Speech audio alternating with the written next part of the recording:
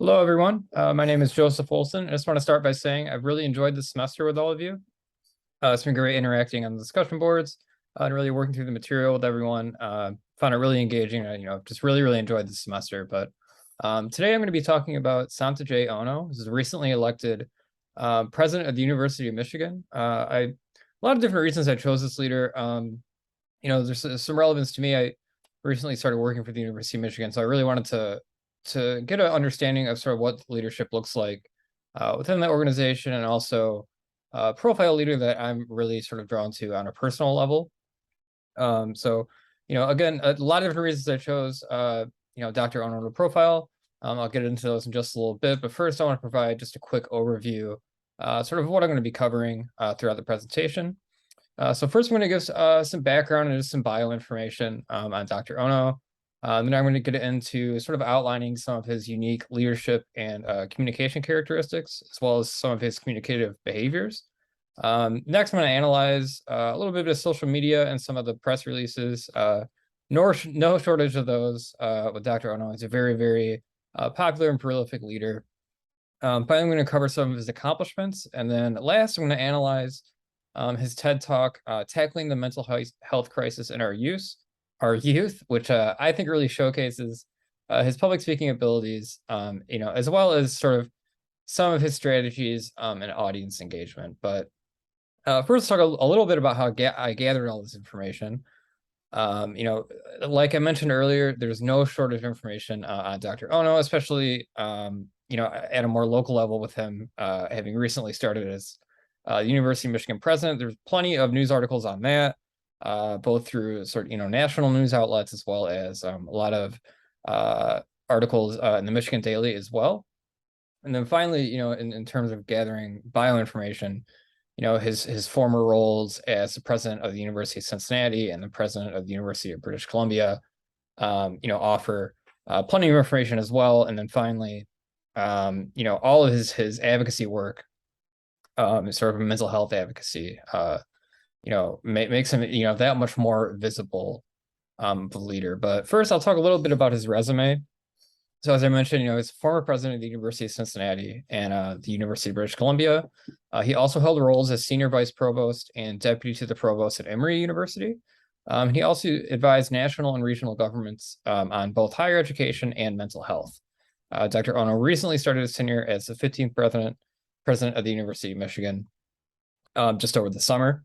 And as I mentioned too, he is a mental health advocate. He's very outspoken about this and very concerned about the mental health needs of the student bodies he represents. He's also very transparent about sort of his own struggles with mental health. He's very transparent about living with bipolar disorder, as well as his suicide attempts, both in his teenage years and in his 20s as well.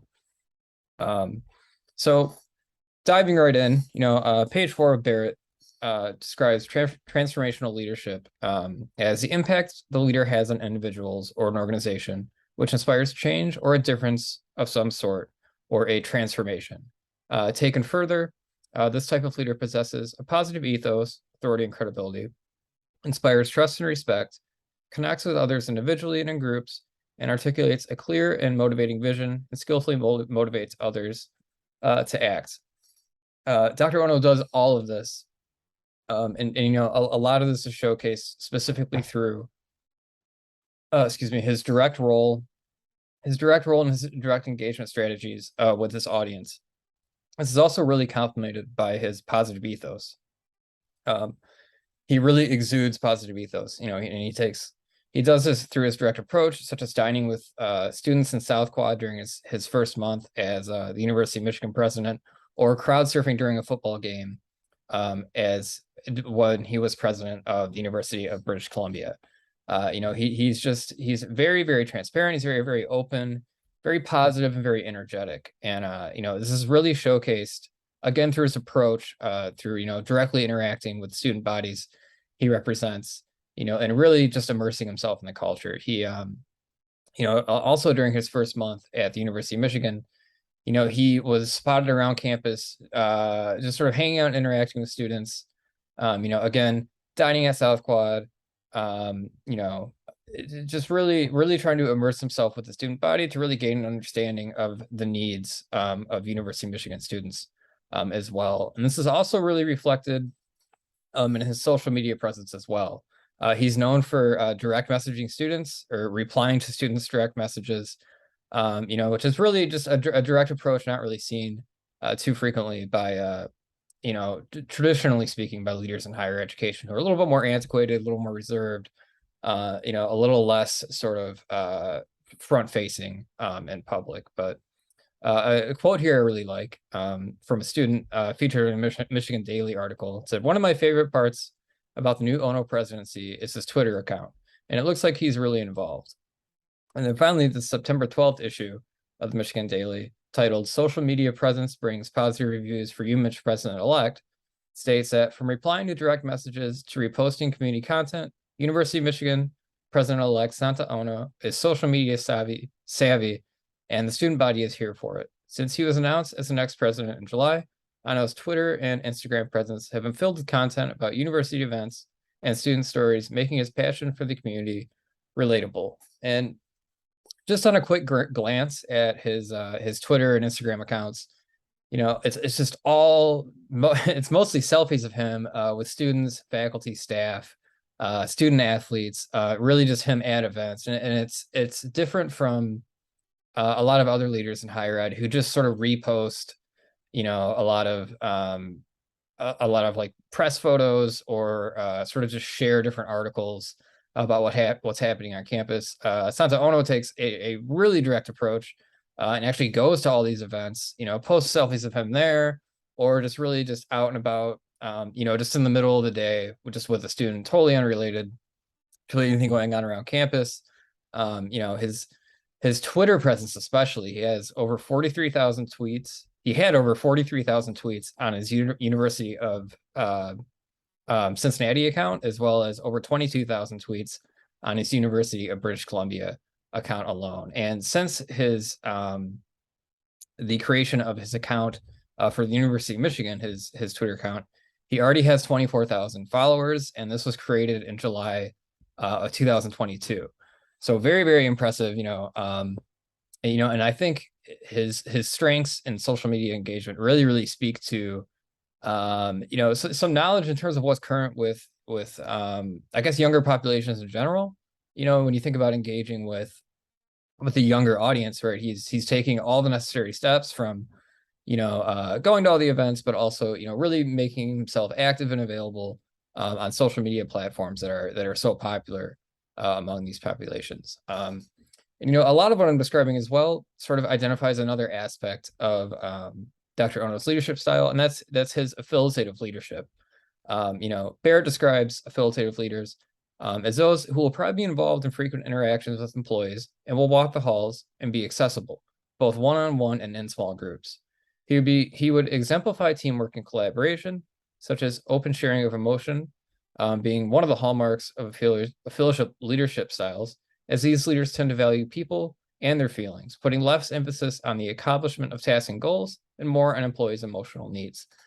That, in a nutshell, is really, a big part of Dr. Ono's really direct approach with students. It's affiliative leadership in action. Putting himself right on campus, out and about with students, going to the events, again, sharing all the photos. Really showing that he cares about his students' emotional needs, their feelings, specifically for Dr. Ono, their mental health needs. As an outspoken mental health advocate, I think his direct approach and his affiliative leadership really accomplishes him achieving some of those mental health outcomes he wants for the student bodies he represents. And speaking of mental health, let's look at some of his accomplishments. So he doubled the mental health resource budget at the University of British Columbia during his first month of presidency, and appointed a former Canadian CDC official as the university's chief student health officer. This is really important because, this is not only a big accomplishment in itself, but it also reflects, in terms of delegating responsibility, he's assigning affiliative leadership roles to those under him as well. And this is because part of so formerly the University of British Columbia had just the 9 to 5, sort of similar to what CAPS has at Eastern, and the University of Michigan, the 9 to 5 sort of mental health resource desk available. He took that a step further at the University of British Columbia and assigned live-in counselors in the residence halls that were available 24/7, should any mental health needs arise, which is a very, very innovative approach. And it also, again, it reflects some affiliative leadership being delegated down as well, to those that he appoints. And the University of Michigan Regents' unanimous decision to hire Dr. Ono was really, really based on a lot of the characteristics I've covered, specifically his attention to emotional intelligence, team building, and of course, his capacity as a leader. Denise Illich, which is the University of Michigan Regent and co-chair of the Presidential Search Committee, stated that Dr. Ono is relentlessly positive. He understands the critical role of collaborative relationships and working toward a common goal, and he loves the students he serves. Again, it was a unanimous decision to hire Dr. Ono as president, and the Regents really said it themselves. It's all of these positive characteristics that he embodies as a leader that make him so both attractive as a leader and so visible as a leader, sort of within the higher education industry, on a broader scale. So finally, I'm going to analyze Dr. Ono's TED Talk, Tackling the Mental Health Crisis in Our Youth. This was shot in 2017 during sort of an educational leadership conference.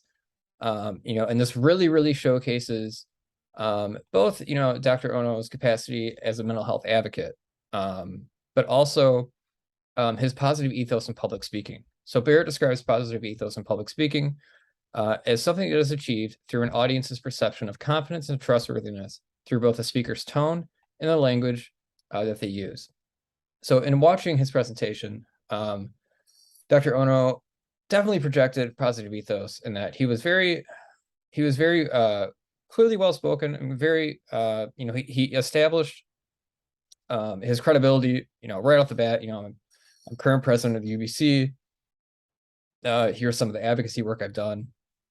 And then he also uses some visual aids very effectively to sort of help him with the narrative that his whole presentation surrounds. So it's on the screen behind him are, there's a picture of him as a teenager, and then there's a picture of a University of Cincinnati student who unfortunately took his life while Dr. Ono was the president of the University of Cincinnati. And he sort of goes through the dichotomy of, comparing their two stories and their struggles with mental health. The picture of Dr. Ono in his youth was taken around the year of his first suicide attempt. And then, of course, the picture of the student was taken around the time that he took his own life. And so it was a very, very, very serious presentation.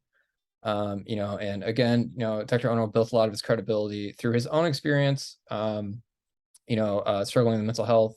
And, it really showcases also his transparency, in being a mental health advocate, which, looking at takeaways from the profile, I think, Dr. Ono's presidentship is really a step in the right direction for leadership, both on a broader scale for higher ed and for leadership at the University of Michigan as well. Because, traditionally,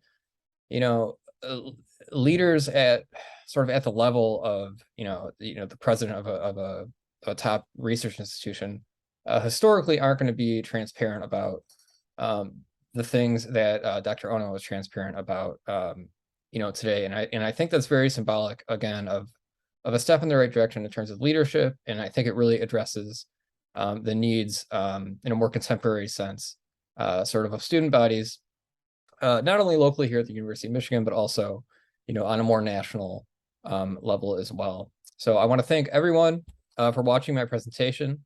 Again, it's been a pleasure learning with all of you this semester, and I hope everyone has a great break. Thank you.